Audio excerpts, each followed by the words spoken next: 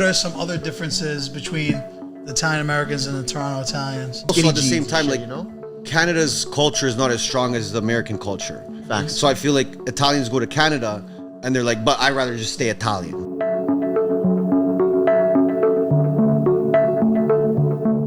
To issue an official apology on behalf of Italian Canadians, on behalf of the Government of Canada, for the internment of Italian Canadians during the Second World War. You know, I have a buddy his family moved here from Italy back in 1973.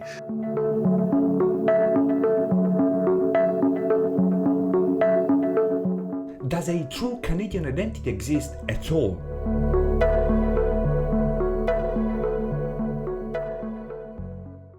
Buongiorno a tutti ragazzi, Luca here, professor of history and enthusiast of Italian culture, and today, from its embassy, we talk about the country in which Italian immigrants still maintain a surprising level of Italianness.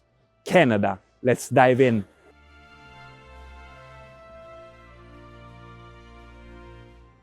And boy, I've been wanting to do this video for a long time. I'm also wearing the Canadian lumberjack shirt for this special occasion. And after Argentina and Brazil, and you can find these videos in the description down below, I really thought it was time to move to Canada, a country that has always fascinated me so much that you have no idea. A geographical giant extended over the second largest surface in the world after Russia, with just 40 million inhabitants. But let's face it, no one ever thinks or considers this country that lives in the shadow of its bigger and bossier brother, located south of the 49th parallel. You ever ask a Canadian what they think of an American? What about you guys? You got anything nice to say? Oh, sure, when there's one around, yeah. We're not stupid. We know there's a good chance they're armed.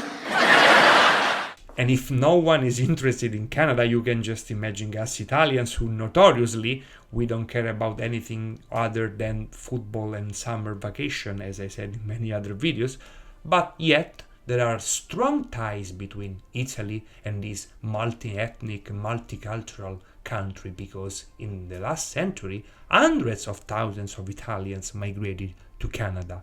And today, in 2025, 5% of total Canadian population is of Italian origin, and this percentage reached 10% in the biggest metropolitan areas of the East, such as Toronto or Montreal. But how did this great journey begin? Today, we're gonna find out, but before that, please consider subscribing to the channel, because this would help me a lot. You have no idea the amount of research and effort to produce this kind of videos. Thank you.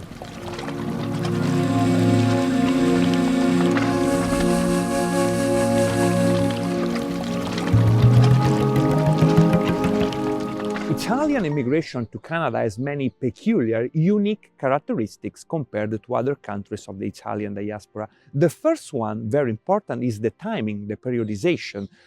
Mass migration to Canada started much later compared to other countries such as Brazil or the United States. Just to let you understand, in the year 1900, when already millions of Italians had emigrated to the US or Brazil, in Canada there were not even 10,000 Italians in total, and this was for two major reasons. The first reason is that Italians who migrated to North America, unlike the ones who went to Latin America in search of fields and lands to cultivate, on the contrary, these people were looking for a job in the secondary sector, possibly in a factory or in the building sector. And in late 19th century, early 20th century, in Canada, there were not a lot of big cities which were not 1,000 miles away from the Atlantic coast where the Italians arrived. The only options were Toronto and Montreal, which in fact are still the major areas of settlements of Italian Canadians. The rest was the ice-cold Canadian shield, and Italians were very unlikely to cross the country in order to go to the very few big cities in the rest of Canada. So in the middle of it, for example, in Alberta or Saskatchewan, or worse, on the other side of the country on the Pacific coast in British Columbia. It was extremely unlikely, not impossible, but unlikely. Few thousands people, not more.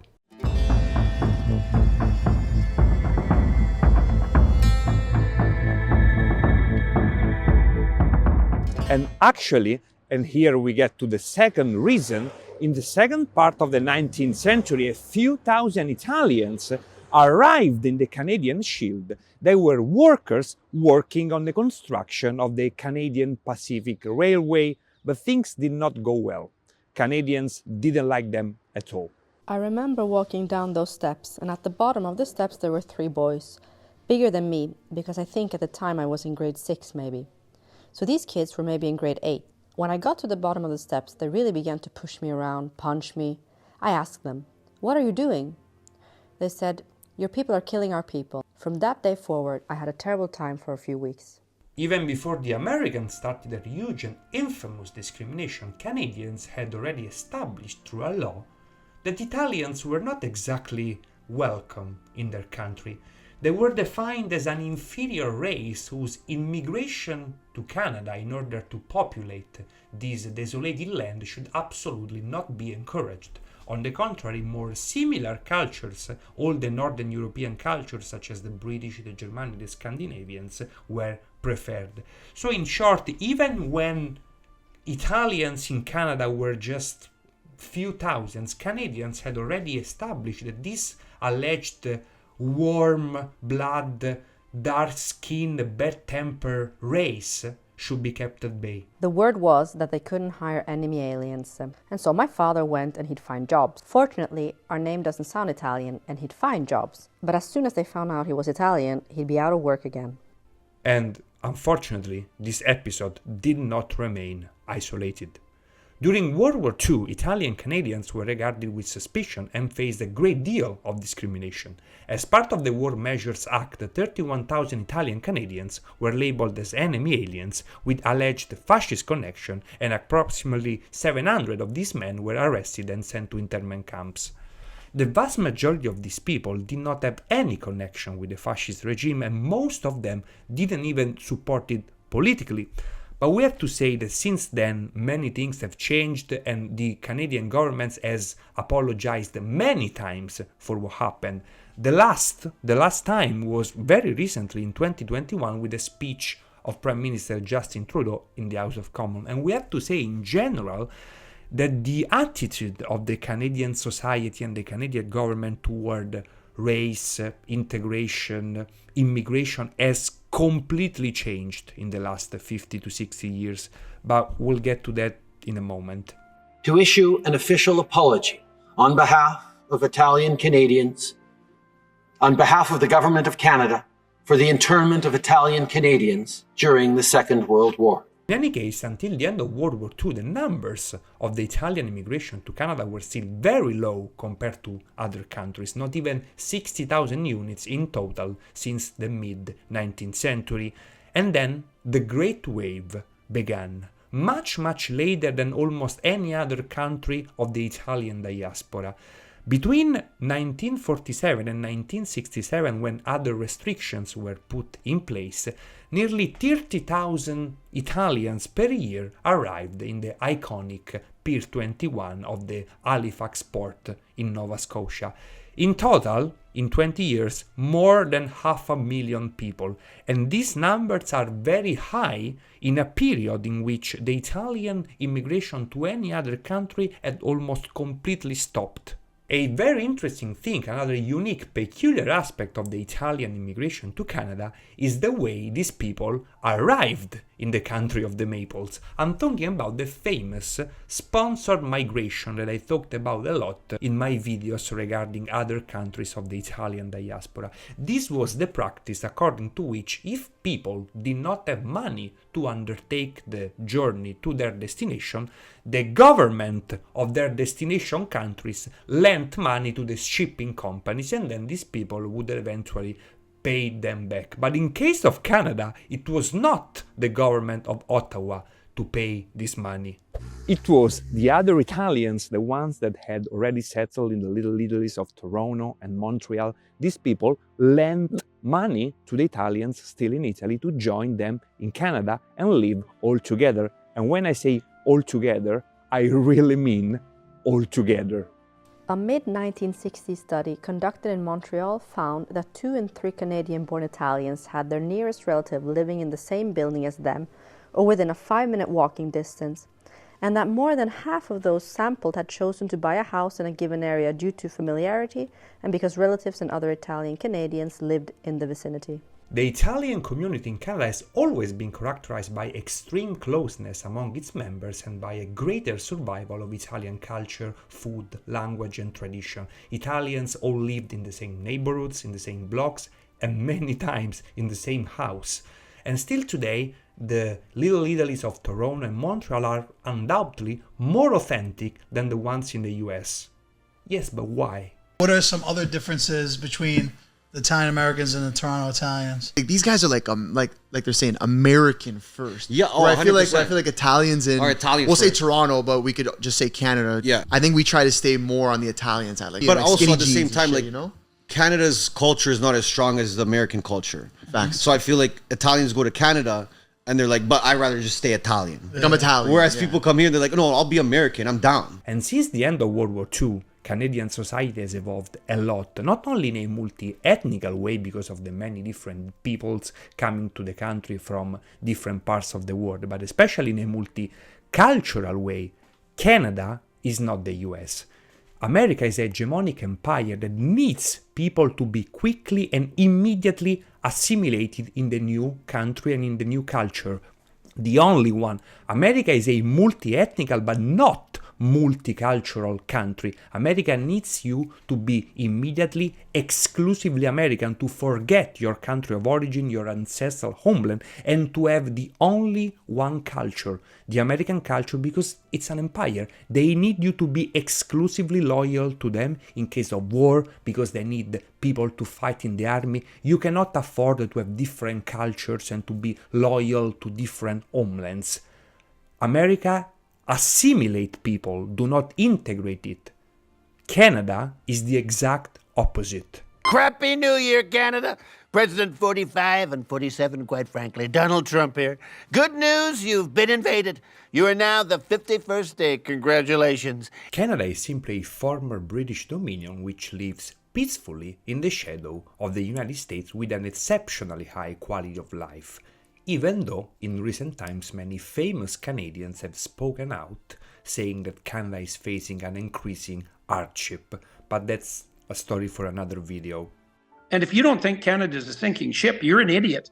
We now make less per capita than people in Mississippi. You know, I have a buddy his family moved here from Italy back in 1973. His father worked paving roads, and his mother made sandwiches in a senior's home. They were able to pay off their home 10 minutes from Parliament Hill in 7 years. Right. Their grandchildren wouldn't be able to save up a down payment for that home in 15 years, and they will be university educated with all the advantages of having been here 2 decades. That is the consequence. The country does not have, differently from its big brother, the United States, a very imposing culture to which every citizen must conform. To be a good Canadian, you just need to embrace the Western values of mostly British origin, such as modern democracy, free trade, individual freedoms. That's it. Period. Yo, honestly, I don't know, but Right? we're just there's no Canadian, so we just stay Italian. We just say what we say. You know what I mean? Yeah, you're right. You're right. You guys have I more got of the an last one, by American the way. culture. Again, like New York, American first, then Italian. Yeah. Which like if there's someone asks me what I am, I don't say Canadian. Yeah. I say Italian. So when a group of immigrants arrives in Canada, as long as they're able to respect these values just mentioned, and as long as they're able to speak English or French, they're fine. For everything else, they can maintain many more aspects of their ancestral homeland, their culture of origin. And this is exactly what happened to Italian Canadians. This is why, compared to their Italian American cousins, they feel much, much more Italian than Canadian or American. And you can clearly see this looking at the use of the Italian language in Canada. Although obviously decreasing with the passing of generations, the percentage of Italian Canadians who were able, at least in part, to still speak some Italian is much higher than in America with Italian Americans, and the reason is always the same. In Canada, as long as you are able to properly communicate in one of the country's official languages, you're good to go. No one will ever tell you anything or will question your loyalty because you still speak your ancestral language. In America, it's very different. Yes, there are millions of people still speaking Spanish, and in fact, many of them are seen with suspicion because in the American vision of the world, this is a sign of not complete loyalty to your new country, your new homeland. First of all, we call it the sugo, not even the sauce. The sugo. You guys are trying to be fancy with that shit. No, that's just You guys are calling it gravy, bro. Do you guys like? Do you guys know what Swiss chalet is?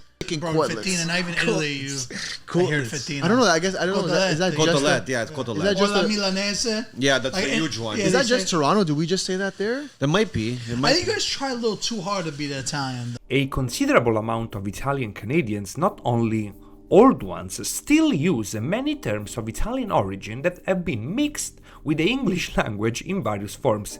It is the so-called Italese or Italianese. And it's funny because many English words have been modified so that the last part of the words always end with a vowel, which is typical of most of the Italian dialects, especially the ones from the south. So for example, store is storo, sink, cinco, cake, checca, and others. There is another case. There are also frequent occurrences in which you use an Italian word but in English but with a different meaning. So for example, gioco, which in Italian means play, it's a joke in the English meaning. Messa, which in Italian is the ceremony, it's a mess, means chaos in English. Tronco, which in Italian is a log, becomes the trunk of the car. So Italian language in various forms is still alive in Canada.